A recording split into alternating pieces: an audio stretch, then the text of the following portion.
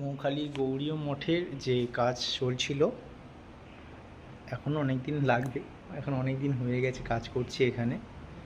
তো দেখতে পাচ্ছ পিছনে এই যে কাজ তো কমপ্লিট হয়েছে।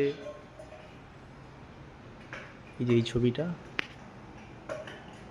গৌরনিতাই, এটা চলছে কাজ, এই যে কাজ চলছে।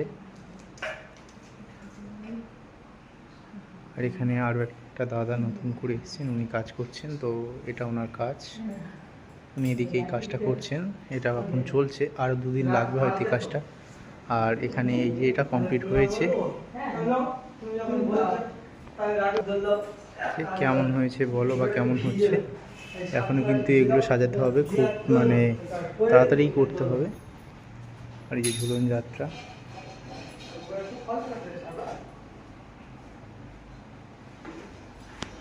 দিয়ে যায়, সুন্দর লাগছে।